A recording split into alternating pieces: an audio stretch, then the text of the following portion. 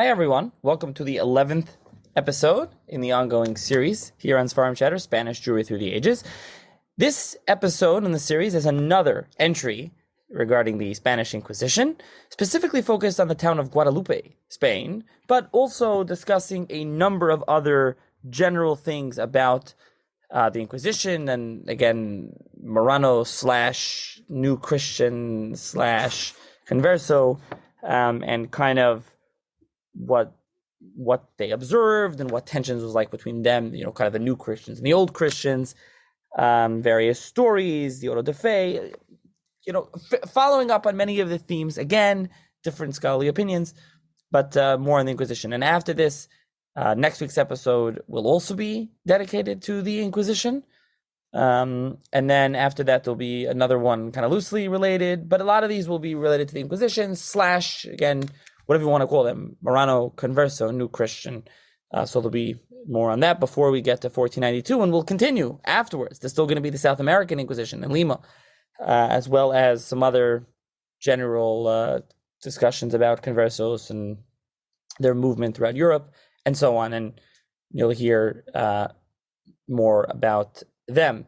As always, if you have any suggestions on the series, there are things that I will mention that coming up, not yet, but coming up, there will be some episodes on Sunday. So the regular episodes, I'm not putting them in the series. There's a bio of the Ramban there's going to be something on the Sefer HaChinuch, something on Donna Gracia Nasi, something on Jews of Jamaica. These are things that kind of relate to the Jews of Spain, but I don't want to put them in the series because I don't think when we're talking broad scope Jews of Spain, it's not exact. Of course, they're Spanish Jews, they lived in Spain or whatever. There's a connection, but I want to leave them as a regular episode. But keep an eye out for those. They're going to be regulars on the episodes, not included in the series, but they're kind of an addenda to the series.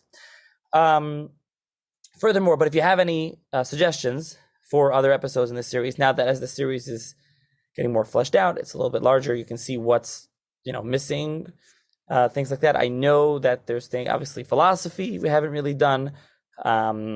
As well as the disputations and well as Kabbalah. So Kabbalah, hopefully, perhaps I'll get to.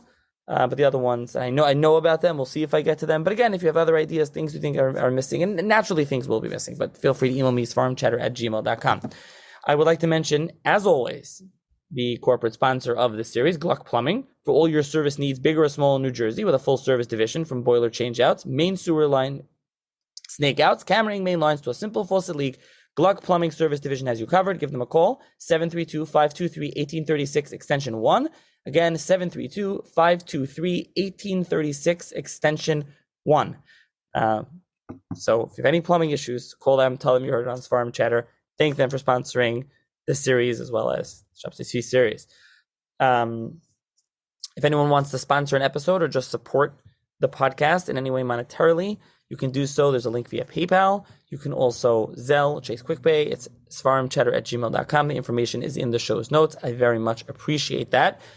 Again, as I mentioned in the previous episodes, trying to upgrade some of the services and equipment and things like that. So I appreciate any support for those that have given and those that will give, hopefully. Furthermore, if you can subscribe wherever you listen, Apple Podcast, Spotify, Google Podcast, 24/6, please subscribe. And on Apple, if you can rate and review it, if possible, I very much appreciate that as well. And as always, I hope you enjoy the episode.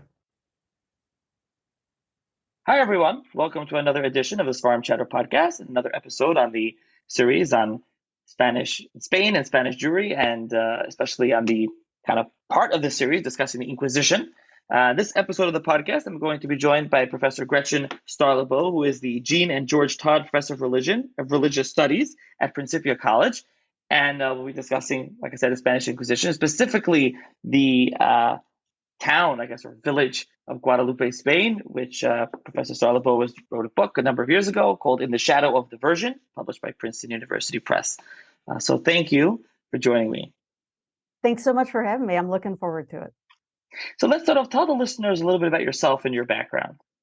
Sure. I grew up in northeastern Ohio, outside Cleveland. Went to the University of Virginia, the University of Michigan, and have lived I've lived all over the place, and now for the last 10 or 12 years, I've been living in St. Louis. Okay, so how did you become interested in Spanish history and Inquisition history?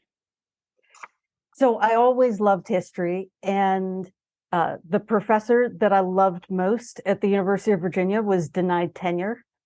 And so the last semester he was there, I said, if you're not going to be here, who should I work with in the history department? And he said that I should work with someone named Bill Taylor, who's a Latin American historian, retired now, super great person. So I did that. I worked on Latin American history, and then in grad school, I started out as a Latin Americanist, but I kept being interested kind of farther back in Spanish history. And I was especially interested in how people with wildly different views of the world, how they could interact, how they could get along together or not get along together. I became very interested in Jewish-Christian relations, and then especially conversos. That is to say, people who had converted from Judaism to Christianity and their descendants.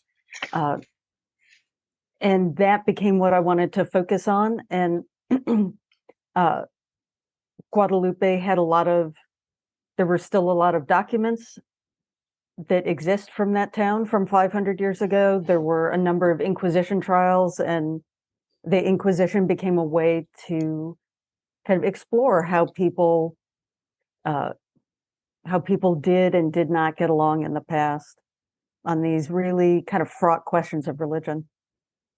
Okay, and we'll get into Guadalupe and how you got there and where the town is and all that. I want to ask you a general kind of question here. It's been touched on in previous episodes of the Inquisition, and also there will be an episode on conversos specifically, but I want to talk about them for a minute over here. So generally, this book is kind of situated in the late 15th century, before the expulsion, right. But kind of after the Inquisition. It's kind of around the Inquisition time, let's call it, and after 1391, obviously, as listeners are familiar with those riots and as the rise of conversos and new Christians, whatever. So first, we'll talk about the term, and then in general, there's a couple of different scholarly opinions. If you want to just summarize them, because it's important for this topic, what we'll be discussing, and kind of where you fall, I guess, on your take on them.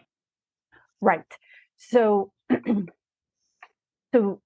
theologically, for Christians, if you convert to Christianity, then you're just supposed to be in. Then you're just in the club, and they're not supposed to distinguish anymore between different kinds of Christians. But in fact, in Spain, as you say, after 1391, there was resistance among some Christians to do that. So then they came up with different ways to describe this group of people. And since people were being converted kind of en masse, sometimes directly through force, sometimes more indirectly, those converts and their children and grandchildren, who of course were never anything but Christians, technically, right? They get called sometimes conversos, converts. Sometimes they get called new Christians, even like 200 years later. Sometimes people use a term that was quite derogatory, Marrano. And then sometimes scholars, when they're trying to talk about conversos who were actively attempting to practice Judaism, they'll call them Judaizers. That is, people who were trying to practice Judaism. Does that all make sense? Yes. Super. Obviously, on the one hand, people at the time some people at the time were very concerned about converts. Some people, for a variety of reasons, economic reasons, political reasons, religious reasons.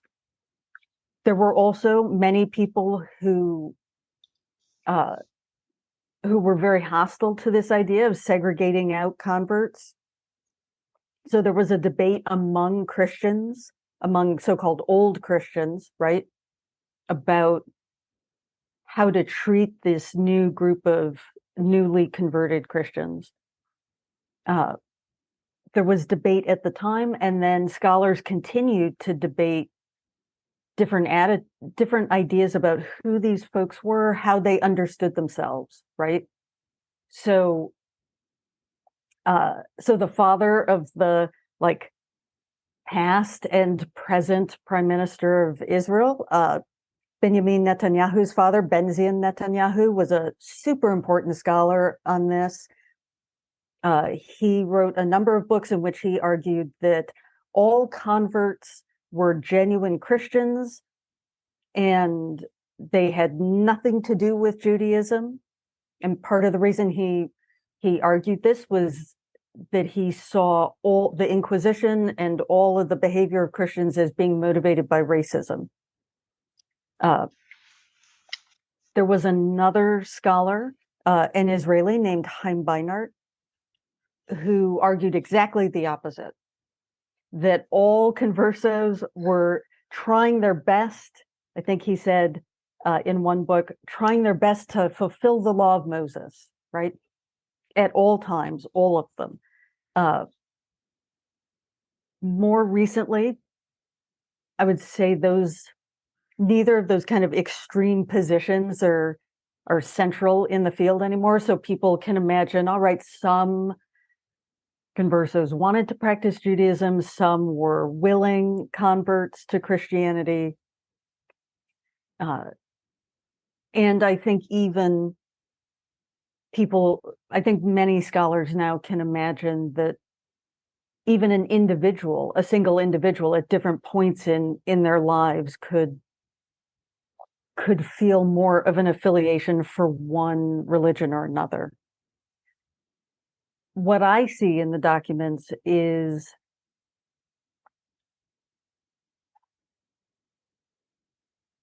that it's complicated and it can be very fluid. So there are clearly some converts and descendants who are super excited about Christianity. The founder of the Jesuit order, Ignatius of Loyola, is descended from converts. Saint Teresa is descended from converts. There are clearly some converts who, once they're in Christianity, they kind of sign on. There are clearly other converts who are not willingly converted. They're trying very hard to maintain their Judaism. They're doing things that are endangering their safety.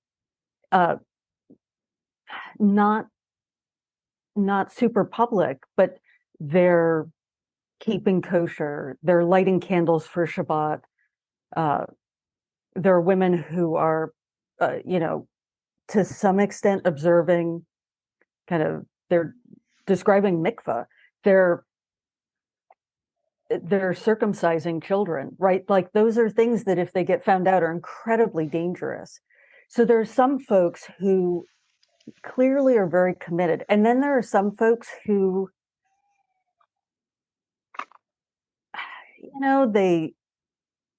they moved to France for a while and everyone around them is practicing Judaism. So they practice Judaism, and then for business, they come back to Madrid and then they're practicing Christianity again. So I see some folks who do that. They just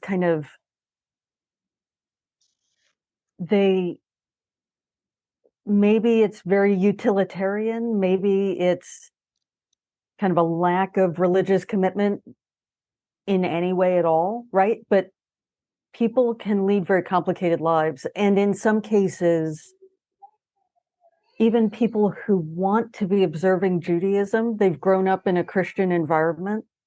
And so they talk about their Judaism in Christian ways. So in Guadalupe, and this is relatively early, 1485, these are at most grandchildren of people who were forcibly converted, right? If not children of converts or converts themselves. They talk about wanting to repent the sin of practicing Christianity. Well, that is a very unusual way to describe to describe your Jewish practice, right? To talk about repenting sin, or they talk about Judaism as being important for their salvation, right? Miriam Bodian talks about crypto-Jewish martyrs, or there's a woman named Sharon Corin who wrote a really interesting article about this young conversa, this young woman, a converso, who has mystical visions. That is about conversos, like being right next to God. Well, that is a very Christian way to evoke a Jewish sentiment, right? So even in people's individual lives, it can be super complicated. Yeah, I mean, exactly. And this is interesting because, as you said, first of all, this is before the expulsion. So there are Jews around, running around Spain and Castile or Guadalupe we're talking about. So they're around. So, you know, another thing to emphasize here is, I don't know, for the listeners sometimes, like you're saying, it's kind of in between those two extremes. The listeners maybe, they have in their mind this image of all the conversos are always davening. They're always doing everything Jewish hidden in some secret passageway. That's not always the case. And we'll get more into that. And this is so important for the story because in Guadalupe, we're not really discussing Jews, even though, again, it's before the expulsion. We're really kind of discussing conversos, or new Christians and old Christians together side by side, and the Inquisition shows up and that kind of thing. So let's talk now about Guadalupe, Spain, or Castile at the time. Where is this geographically? Talk a little bit about just explain the town itself. Sure. Today, it's a really small village, maybe 2,500 people. It's if you leave Madrid and drive west towards Portugal, after 3 or 4 hours, you're in the mountains and you'll get there. It's pretty rural. It's pretty underdeveloped. It's a part of Spain where a lot of conquistadors came from because it was poor 500 years ago and people wanted to leave then too. But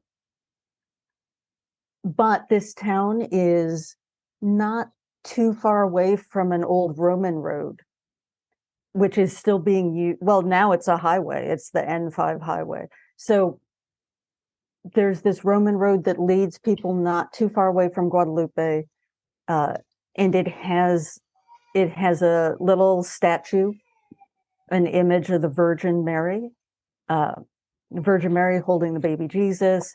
And that image becomes super important as a pilgrimage site. And because it's not too hard to get to, it becomes a very it's probably the biggest pilgrimage site in Spain in the 1400s. Do we know how? So that you just ended up there? Well, so uh, so devout Christians in Spain uh, think that this image has a very long history, and it was hidden from the Muslims when the Muslims conquered Iberia. The image comes from, it looks like a 12th century image, so probably it was hidden in all the fighting that's going on in Iberia in the Middle Ages, back and forth between Muslims and Christians, and then gets rediscovered. And because it's rediscovered, and it seems like then miraculous things supposedly happen, and so where the image comes from is not totally clear, and your answer kind of depends on your faith tradition, but it's a medieval image, and it pretty quickly it gets associated with a lot of miraculous activity. Yeah, and the title of the book, as I said before, is "In the Shadow of the Virgin." So they're really living kind of in the shadow of this pilgrimage site, and I think Ferdinand and Isabella also are going. They're going here, right? They're also going on pilgrimage to this town. Ferdinand and Isabella come and visit. The friars take all the money that they get from prosecuting Inquisition cases and build Ferdinand and Isabella a palace as like a little thank you. That was kind of unusual because normally Ferdinand and Isabella got all the money that the Inquisition took from its victims, but in this case they gave it to the monastery as a gift. So then the monastery gives that money back as a palace.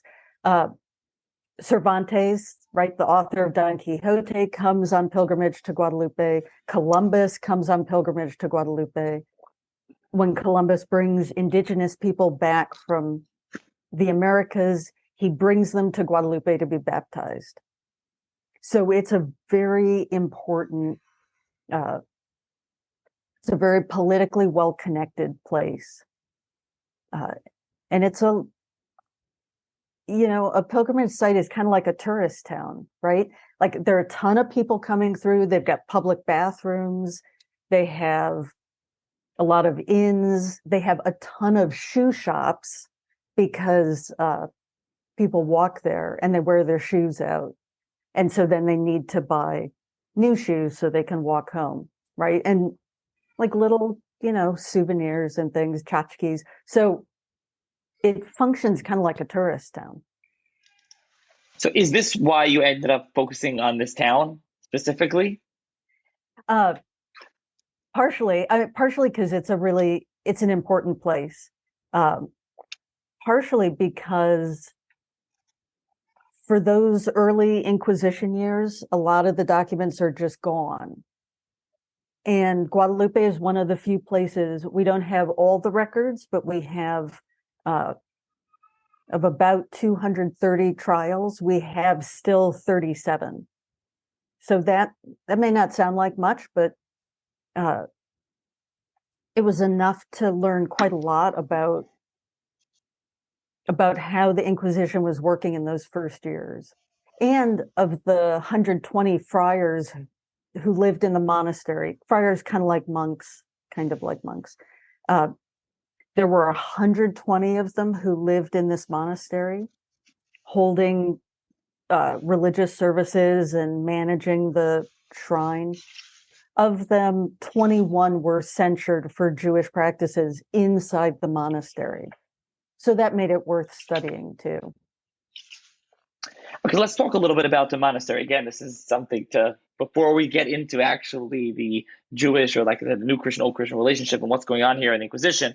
So you mentioned a monastery. First of all, for listeners that aren't familiar, if you could just explain what a monastery is. You mentioned monks, friars, what like the general terms, and then we can get more into the specifics of the Hieronymites. I think, as you mentioned, they are and those dedicated to this specific town. Right. So what a monastery would do is it would have different kinds of monks or friars have different specializations. The specialization of the friars who lived in this monastery, they spend much of their time praying or holding religious services in the church, like 10 or 12 hours a day. They would spend praying or in church in one way or another. And then those are men only who are celibate, who are priests, who are dedicated to living a life of prayer and religious devotion. But these friars also are the lords of the village. They also control the town. And they also generate quite a lot of revenue. They generate revenue from the pilgrims. They generate revenue from their agricultural revenue from their fields. So it is, some friars and monks could be quite poor. Some friars take a vow of poverty, but the friars who lived in Guadalupe were extremely wealthy. And they had hot and cold running water inside the monastery. So back in the 1400s. Really? Yeah, they ran the pipes. They ran the pipes through the chimneys, and then that would heat the water, so they had hot and cold running water. there was an expression, mejor que conde duque es ser fraile en Guadalupe, that means being a friar in Guadalupe is better than being a count or a duke. They lived well. Wow. So was that left over from like the Roman times, or this is something that they had That was later? something they made. They made there are springs, and because it's a mountainous area, there are springs in the mountains. They use that. They use the cold springs to refrigerate things up kind of in the hills outside of town, and then they had a whole system of plumbing that ran all through the town and fed the monastery, fed the public toilets, fed a few of the inns and taverns. Okay. Yeah. Okay. So, and like you said, so the Hieronymites, as they're called, so they're here specifically in this town, dedicated to this monastery. So, first of all, just in general, they're still there today. There's a different group of friars there today. The monastery was closed in the 1800s and then reopened with a different group. The Hieronymites, they're called Hieronymites because they followed Jerome, an early kind of leader in the Christian church. And that was a group of friars who were only in Spain. They were very politically well connected. Again, they've got connections with Ferdinand and Isabella, also with the King of Portugal. And they also have a reputation for being much more sympathetic to conversos than some other religious orders. In what way are they more sympathetic to conversos? So there were other religious orders, like the Franciscans, who were very suspicious. They wanted a lot of rules. They wanted to segregate new Christians, segregate conversos, keep them out of government positions, keep them out of churches, like keep them out of, not allow them to be priests. The Hieronymites were much more sympathetic to kind of educating converts into Christianity, welcoming converts into Christianity, giving them equal access. So there were a lot of conversos inside the monastery too. Right, and that's something that's important, right? That there are conversos involved in the group. It's not only that they're just sympathetic; they're actually involved. They're part of it. They're actually part of the group. Yes, I mean, so yeah, go ahead. I was going to say, so how does that play out? How does that come into the story that they're actually part of it? So it creates some tensions in the monastery about who's going to run the monastery, and there are factions that emerge. Some of them are supportive of conversos, some of them are hostile to conversos, some of them are supportive and hostile to people in town. And I think it's because of those factions that the person who wins election to run the monastery requests that the Inquisition come in, and then the first people he tries are the conversos who tried to sway the monastery not to have him elected. But within a couple months, people from the town come to the inquisitors and they start. So when the Inquisition shows up, people are invited to go to the inquisitors and denounce other people, make accusations against other people, confess anything that they did wrong. And people in this town of Guadalupe come in and go to the inquisitors, and they start denouncing the friars. And so the inquisitors pretty quickly have to start a whole separate inquisition just for friars inside the monastery. And eventually one of the friars is executed. Wow. And that's really something that we'll get more to as we go through this. Right, exactly. And as kind of what you're, kind of insinuating is that this had to do with politics and money and power more than the standard Inquisition, or if there's a standard where they're kind of suspecting of heresy. This is kind of more kind of. It's it involves money and influence and power and politics, and for some people it involves religion too. Right? It is very complicated to pull it apart, and some people in town are really upset. Some people are kind of genuinely religiously anxious about what's happening. Okay, so before we get to the Inquisition, I want to go through a little bit something more you do in your book, which is the kind of the conversos in Guadalupe, and the kind of this kind of relationship between the new Christians and the old Christian, and this religion kind of this is a pilgrimage site for Christians, but there are a lot of conversos, and what is kind of their Jewish actions? The people get to the accusations as well, but there are a lot of different things that they're doing. I don't know if you want to go through some specifics. What was actually going on there? Sure. It's very interesting because many of the public practices of Judaism, synagogue activities, those things are impossible. So what happens in Guadalupe, and what happens in a lot of places in Spain, is that domestic activities become much more important, which means that women are really important in maintaining Jewish practice. So I see a lot of people who clean house on Friday afternoon. They're cleaning house for Shabbat.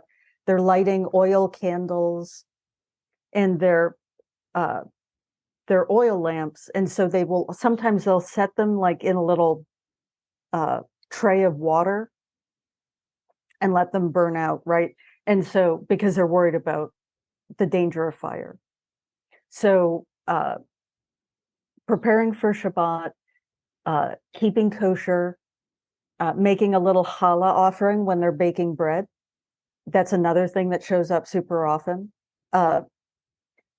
A lot of people in the 1400s have servants, and when they have Christian servants, those servants sometimes complain that they're required to work on Sunday night, which, right, in a Jewish context, by Sunday night, the Christian Sabbath is over.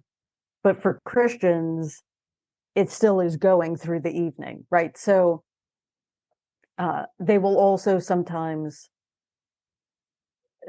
will also complain about families not working on Shabbat too.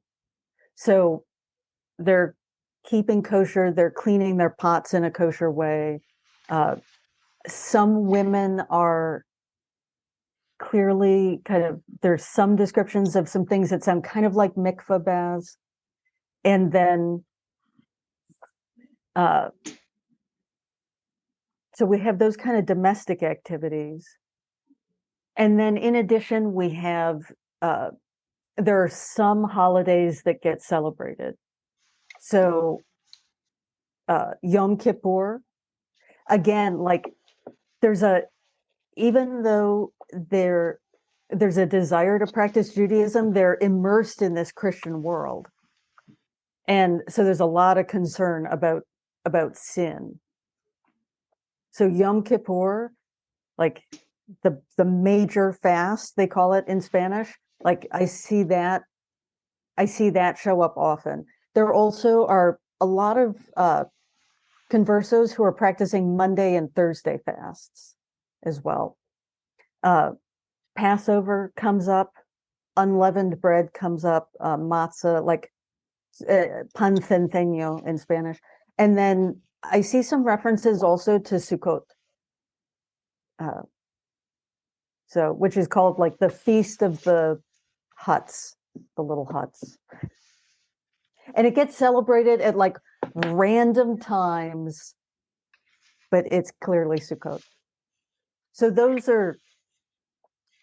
I would say those are some of the major kind of observances that I see. And then in a few cases, some kind of funeral practices, and then in some cases, circumcisions. In one case, a girl was tried. She was a teenager, and she gets accused of her younger brother is baptized at the church, baptized a Christian. And on the way home from church, she stops off and washes the baptismal chrism off, the baptismal oil off his forehead, right? So I see those kind of things too, like resisting Christian practices. How prevalent is this? I mean, you mentioned sources. What sources did you use for this? And I mean, how do we have any idea of how many there were that were observing these various practices? Like you say, even if it's not perfect and they're not observing everything, but to the extent that they are. So most of our evidence for this comes from Inquisition material, and that's also super controversial.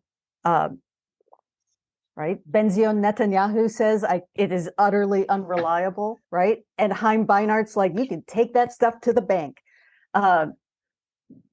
There's a scholar, David Graysford, who you know, he talks about how and I've seen it as well. Like both of us have worked with Spanish Inquisition material and Portuguese Inquisition material. And Portuguese Inquisition material reads as less reliable. It reads as very formulaic. Whereas the Inquisition material that I read in Guadalupe, when people make denunciations or they make accusations, they often tend to be not always, but they often tend to be specific and different for different people. So one woman comes in and she testifies against 8 different people, but she makes different accusations about different women. There's a level of, you just have to read it carefully, right? It is complicated and controversial material, and you can't take it at face value. One woman shows up 3 years after these Inquisition trials are all done, and she gets in trouble because she's saying to people, yeah, I just said whatever. I just confessed to some things so they would leave me alone. So, but when you look at her trial, she makes very vague comments, right? So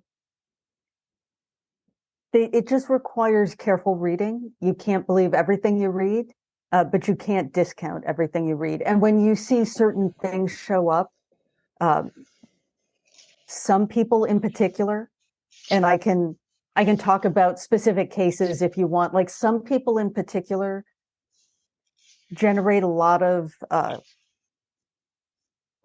denunciations. And actually, in some cases, we even have physical evidence. One man runs an inn, and actually the building is still there. Super cool. And apparently, when Jews are not permitted to live in a pilgrimage town, so there are no Jews living in Guadalupe, just converts. But Jews pass through on business. And when they pass through and they stay at his inn, and apparently he supplies them with kosher food, then he'll ask them to write prayers down for him in Spanish. And so they will write down prayers that have kind of a mix of Spanish and a little Hebrew. And that prayer book, it's about 24 pages. It's not very big. Maybe, I don't know, 4 by 6. And it's got a whole bunch of different handwriting. You can tell it was written by different people at different times. They're kind of pastiches. They're not specific prayers. Sometimes they're kind of half remembered psalms. And that book gets confiscated and it gets sewn into the binding of his trial. So we do have some physical evidence of what's going on. You could give more specific examples. I know you mentioned if you have more specific cases, I'm sure the listeners would love to hear more specific examples of denunciations and conversos. Well, one of the most interesting trials, I think, is a woman named Mari Sanchez, and I mean, it's interesting and sad, and very compelling.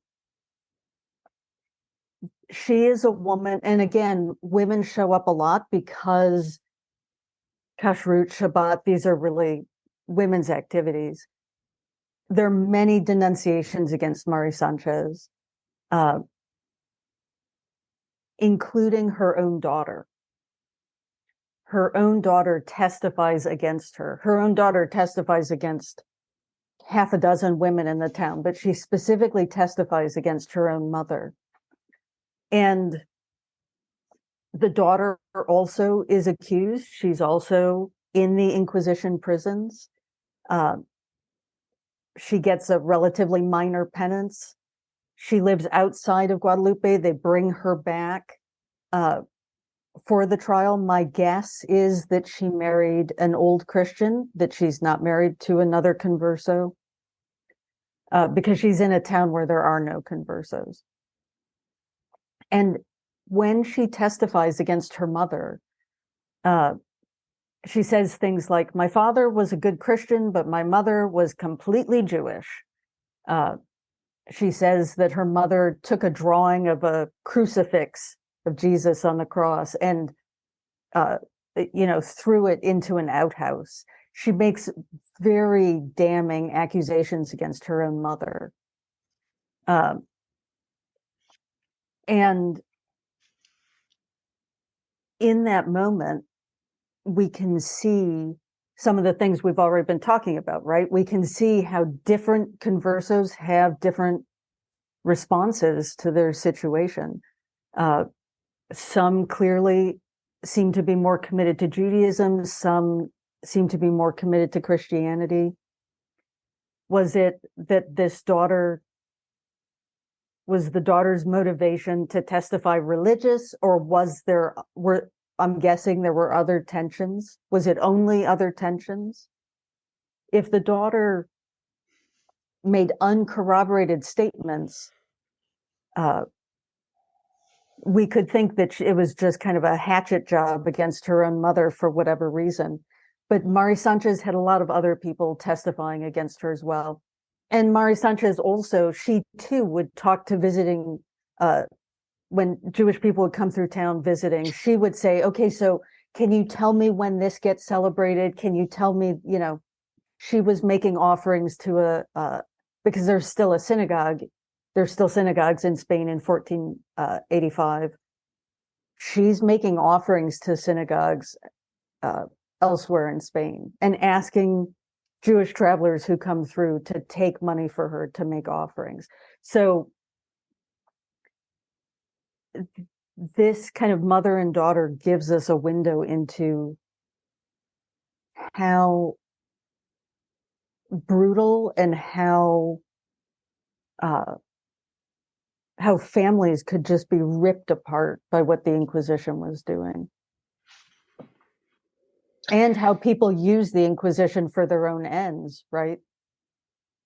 Yeah, that's something you really see. And first of all, one thing that you mentioned there about women being the ones that you really see, because they're the ones that have more things in the home. Professor Luan Hamza said the same thing, that you really see that over often in the source material.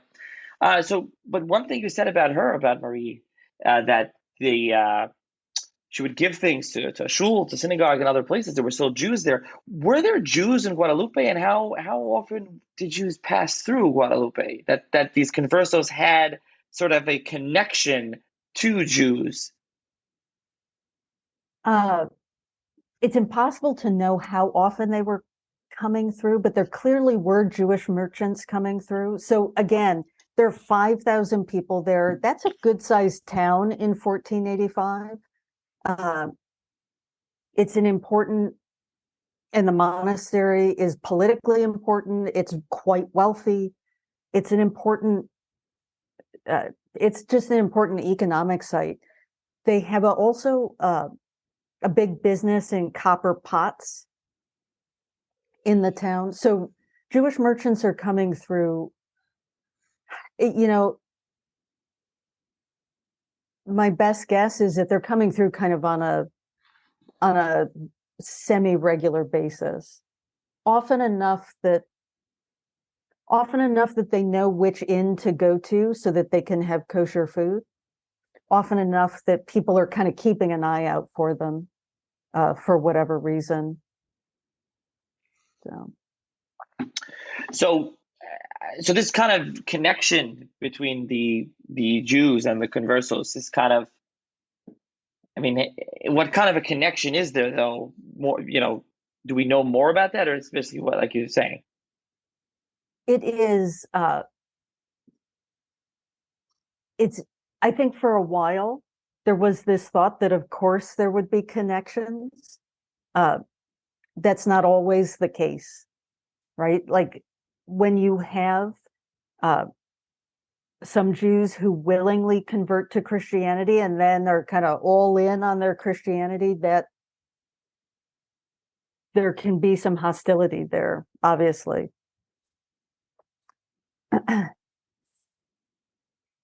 Well, and even Mari Sanchez's daughter, right? There's a certain amount of hostility there. There's a scholar in Toronto named Mark Meyerson, and he has shown how sometimes families would have one branch of the family convert to Christianity and one branch of the family stay Jewish. And for sometimes just for business reasons.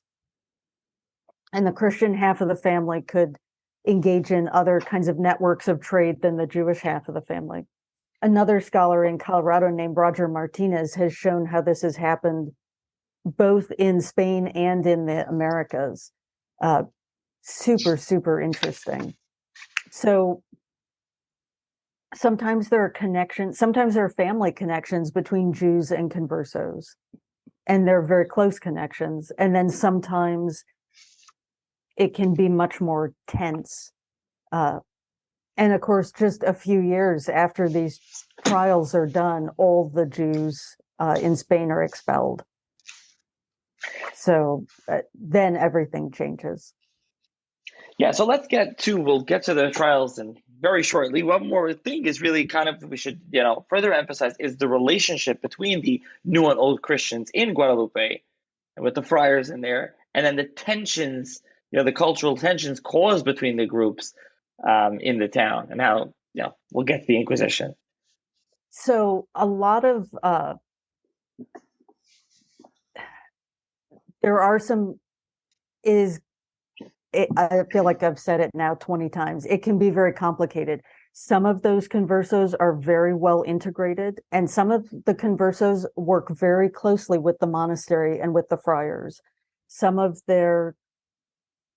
I said that the monastery is the lord, the kind of the lord of the town. They control the town, and sometimes. And then they use local lay people to kind of enact their business, right? Like the friars are busy in church all day, so they have lay people do some of their work. And many of the lay people who work for them are conversos. Some of those conversos then are really closely connected. A lot of the conversos make shoes, again, because it's a tourist town and people need shoes, right? So some of those conversos are they have very kind of modest economic circumstances. And then some of those conversos are quite wealthy and well connected. A lot of the tension especially is focused on those wealthier conversos among old Christians in town. Right. So a lot of the hostility to conversos is especially towards those politically well-connected conversos who are doing the monastery's business. So is that just jealousy? It's kind of old Christians being jealous of quote unquote new Christians coming into positions of power, political power, and having money. Is that kind of, or we discussed already the Judaism, the Jewish practices that they're doing in private? Do they know about those and they're upset about them doing heretical things? Or is that just, an excuse? Again, I think this is just going to come in because they're jealous of their political power and wealth. Or we don't know, but I'm just asking. There are some, and not just from reading the trials in Guadalupe, but since this book came out, right, I've looked at trials across, trials of conversos across, 200 years. And sometimes it's political, sometimes it's economic.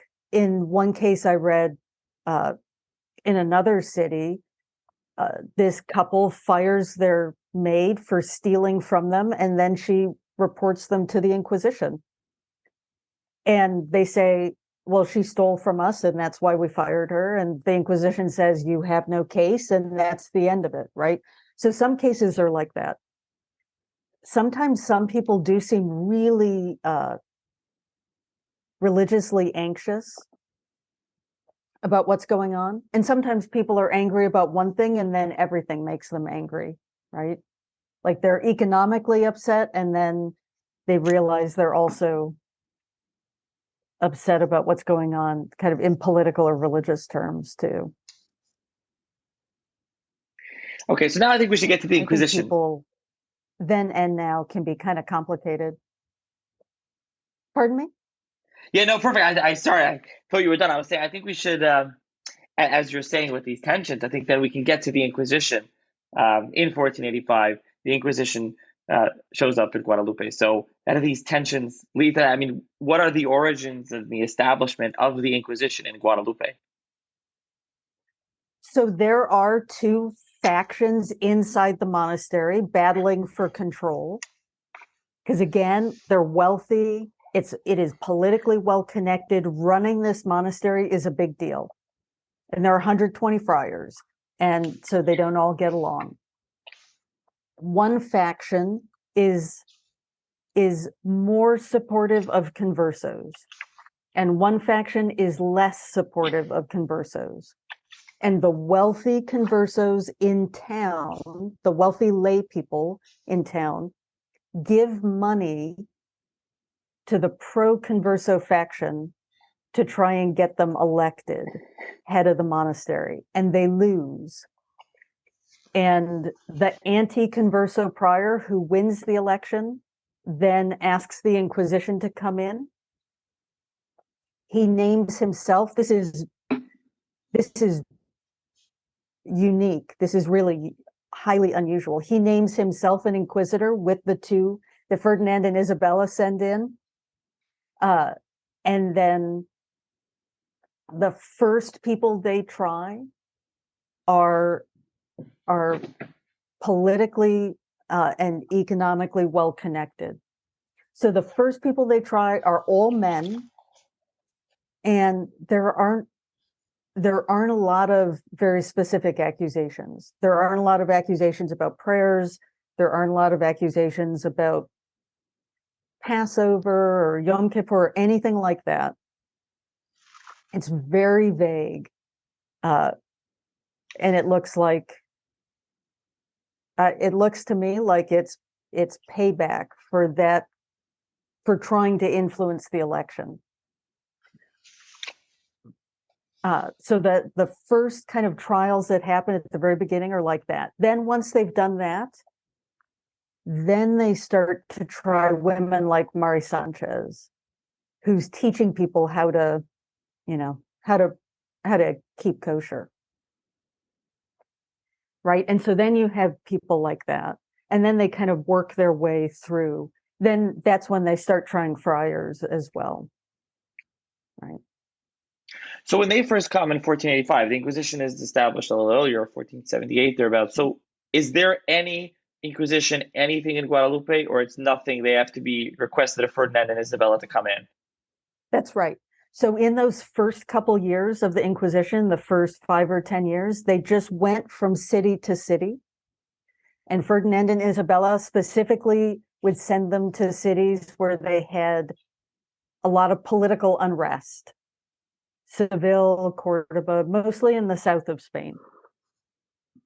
No one wanted the Inquisition because it was, more federal, like federal oversight into local politics. So in Barcelona, when they try and send the Inquisition in, they refuse to take the inquisitors, and it becomes a whole thing. And Ferdinand has to install his own kind of governor to take charge of Barcelona before they'll take inquisitors.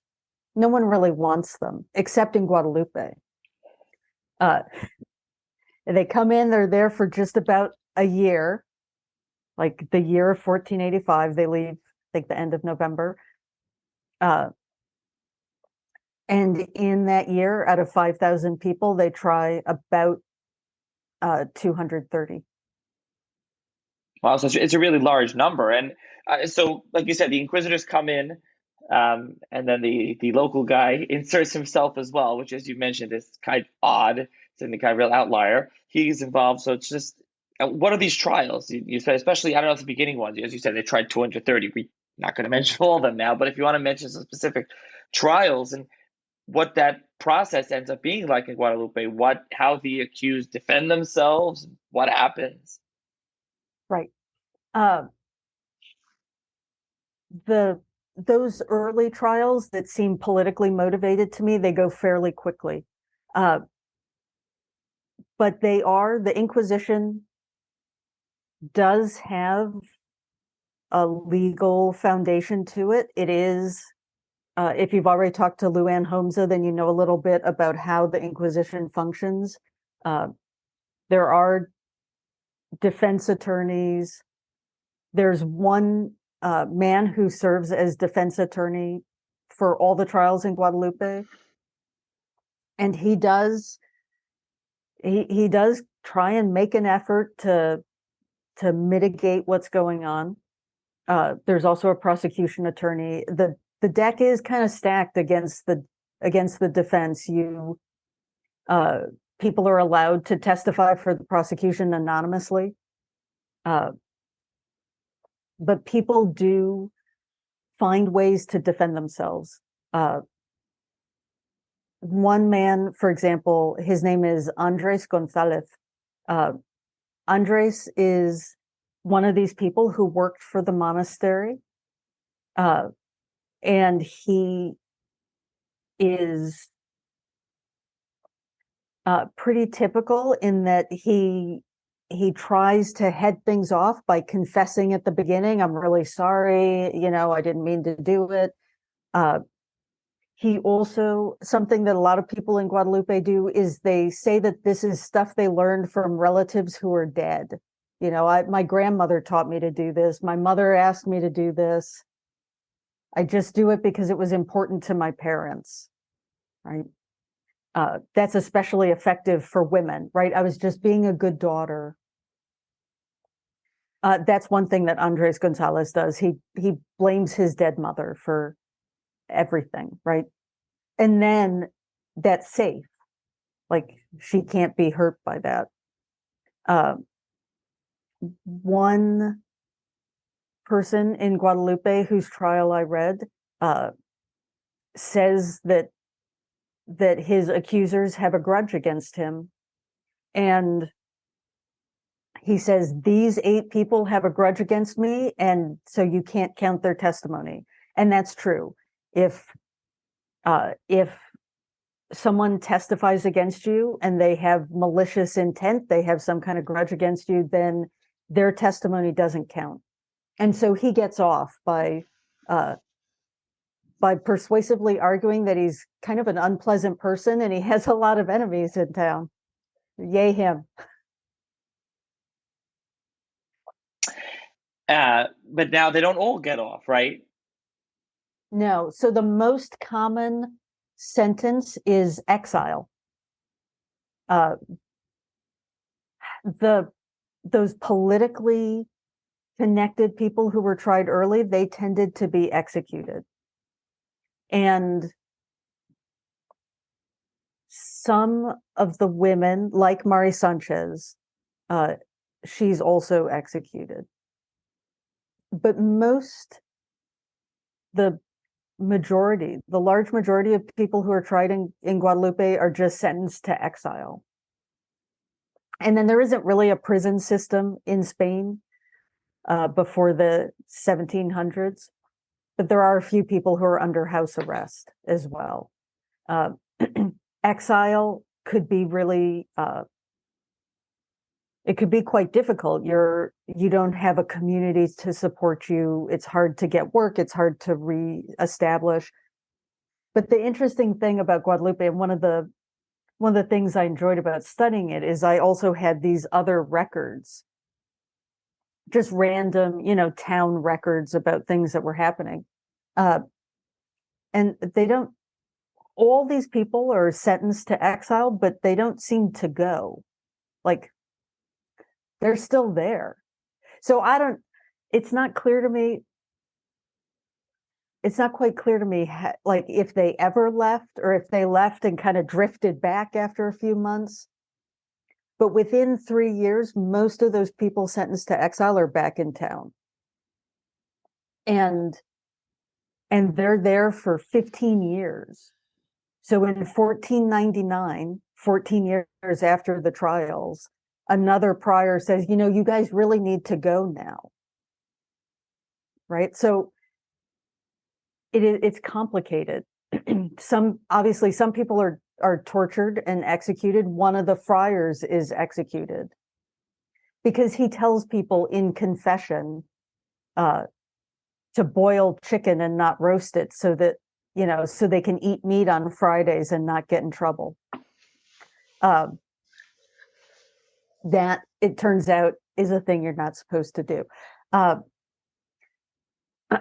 So I'm not denying the fact that, like, torture happened in this place. People were executed, but many of those folks their penalties were not quite so severe. And they were able to kind of negotiate around them. Andres Gonzalez, that I mentioned, who worked for the monastery in 1504, so that was 19 years after his trial, and 5 years after he was finally kicked out of the town, the monastery sends him money for a dowry for his daughter to get married. So 20 years after he worked for the monastery, they are still supporting him financially. So some people were punished quite severely, and some people not so much. Yeah, it's another thing that discussed with Professor Hamza, how there was a lot of penance. This was a very common thing, exile, penance, but not necessarily execution. And you mentioned execution. I assume you mean auto da fe, burned at the stake, right, is what they would do. So that's Right. something we could talk about more. But before we get to the auto da fe, and I want to just you mentioned torture. So there was torture.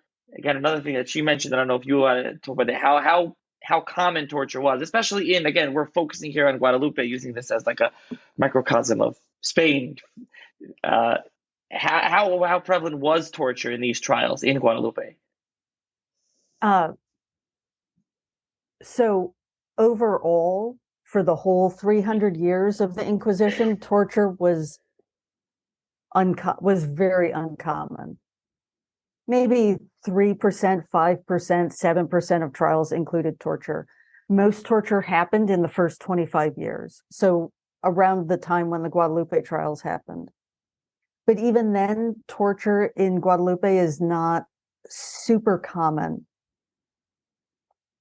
It only shows up, I don't have all the trials.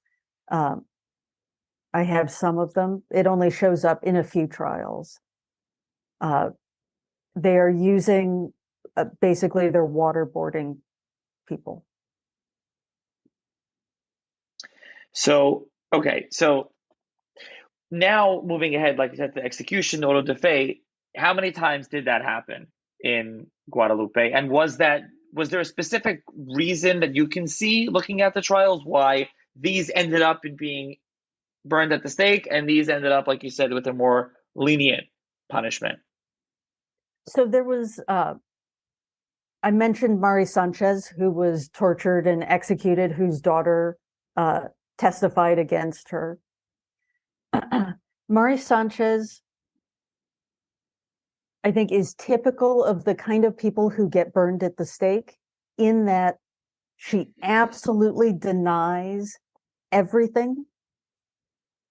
And there are many credible accusations against her. So there's a huge disconnect between what the prosecution is saying and what the defense is saying. And that's often when you see torture as well, is when there's just this irreconcilable difference between what people are saying, and you have no forensic evidence, right? You've got no fingerprints, and how do you have forensic evidence for heresy? The same kind of thing happens with executions and the auto de fe. If you show no remorse, if you are showing no attempt to reform in a Christian context, that's what the inquisitors are most concerned with. That, and the people who try and bribe friars, right?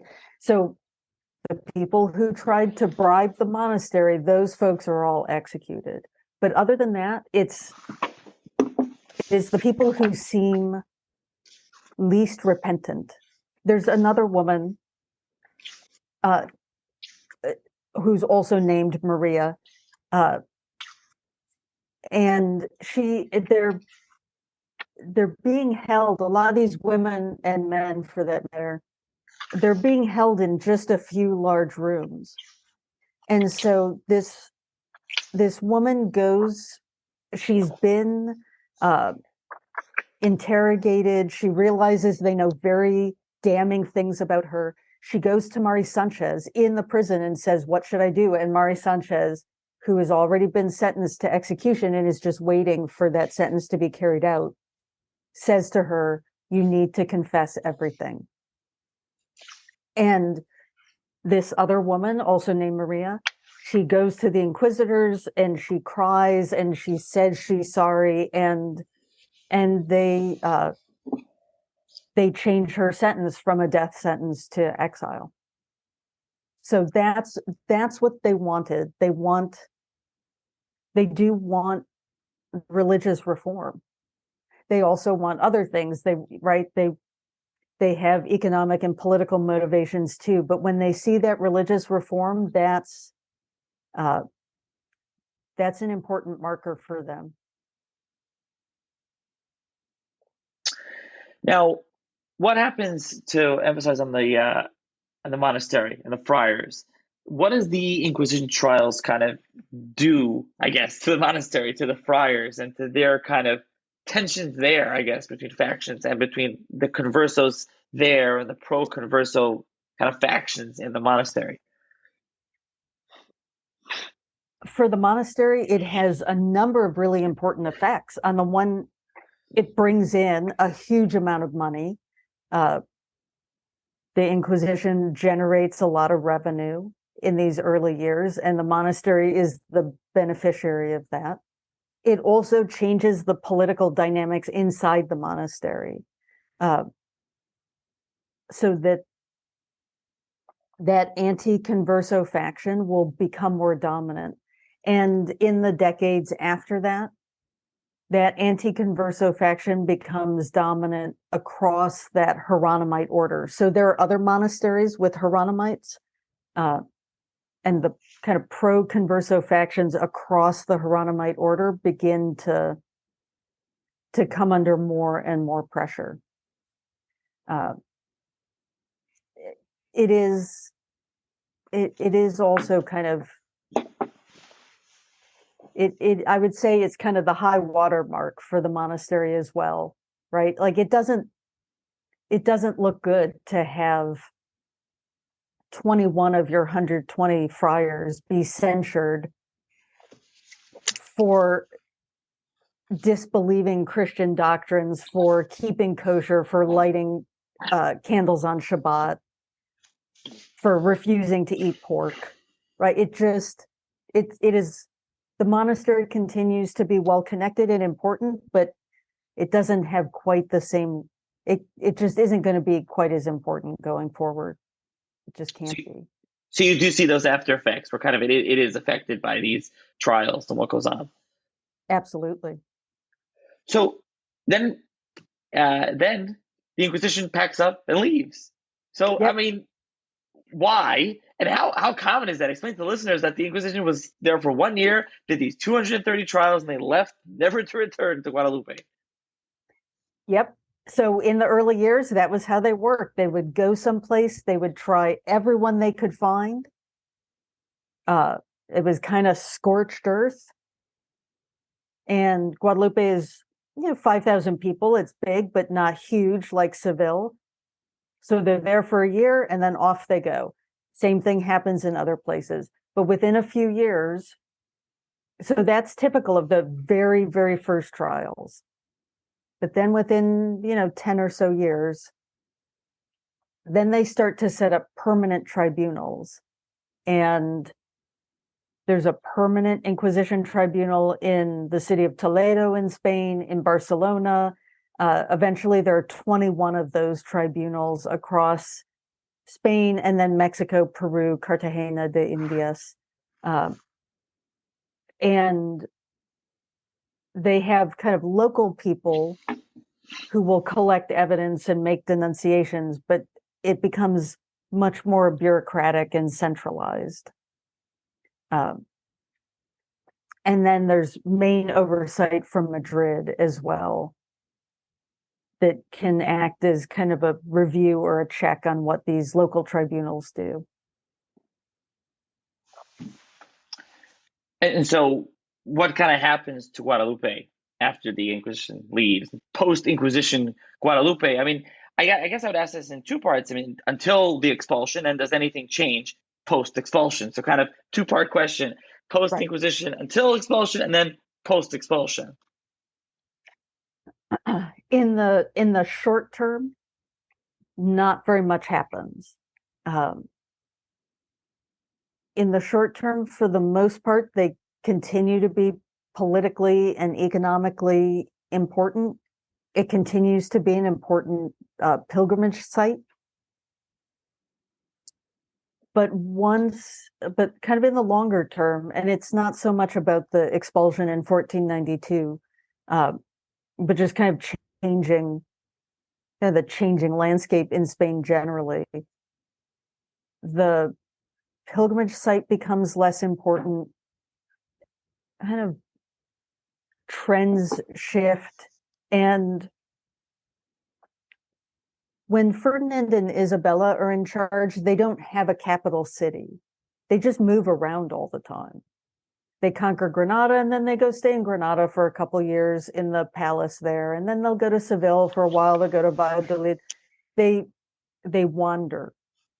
Once there's a settled capital in Madrid in 1560, then there are local churches and local devotions that they can pour a lot more money and energy into. Their great-grandson, Philip II. And his focus becomes much more on those kind of local devotions, and Guadalupe becomes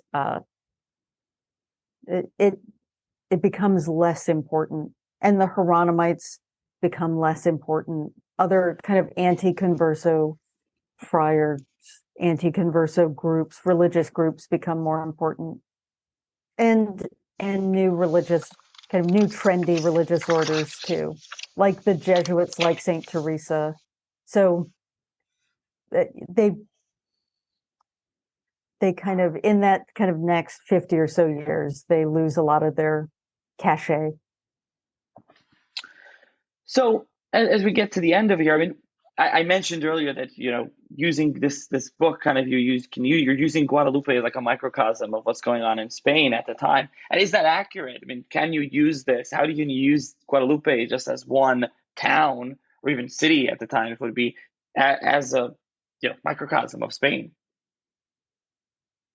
It's true that in some ways Guadalupe is unique. They're unique in that they have this pilgrimage site. They're unique in that they have this very wealthy monastery. They're unique in that we have all these records. And so we can tell that in some ways it's different, right? But the ways in which the trials work, the ways in which people interact with each other, and the kinds of tensions that are a complicated mix of political and economic and religious, those we see echoes of in other places as well. Some of the circumstances are distinctive, and that allows us to have the evidence to dig in deeper to what's happening there. But the way in which those conflicts play out seems to track with what we know elsewhere, and it just gives us a chance to look in better detail than we can in towns where we don't have any records left, right? The kind of family dynamics that we see with Mari Sanchez and her daughter, we can't know about tragedies like that elsewhere, but we can see the kind of universality of that really heartbreaking story, right? Absolutely. And as you mentioned a couple of times, so just to be clear, so the sources that you use are mainly Inquisition sources, Inquisition documents, right? I mostly used Inquisition records. I did also use municipal records as well. So, and then I could track some of the folks who showed up in the Inquisition records, I could track them in municipal records too. But to find out about Judaizing practices, that was coming from the Inquisition files. Okay, so just as a final question, if you have any, I'm going to link to your book in the show's notes. And also, do you have any other suggested reading, whether it's on conversos, in the Inquisition? I know you have a forthcoming book in the Inquisition. I don't think it'll probably won't be up by the time this podcast episode is posted, but if you want to just mention that, and you want to mention, again, if you have any other suggested reading that you would suggest. Yes, so I have in press a book called 7 Myths About the Spanish Inquisition that should be out this summer with Hackett Press in Cambridge, Massachusetts. That's a kind of general introduction to understanding the Spanish Inquisition. I think for understanding the Inquisition and how it operated, you've mentioned Luann Homza a few times. Her new book just came out a few months ago with Penn State Press. Village Infernos and Witches Advocates. It's not about conversos, but it's a fantastic look at how the Inquisition operated. I think for conversos, David Graysboard's books, Soul and Dispute is quite good. Roger Martinez's book on the Carvajal and Santa Maria family. That's one of those families that has a converso half and a Jewish half, New Christian, Old Christian half, is an excellent book as well. So there are a couple places to get you started. Okay, very good. So with that, thank you very much for joining me to talk about Guadalupe and conversos and the Inquisition. I'm really delighted. Thank you so much for inviting me.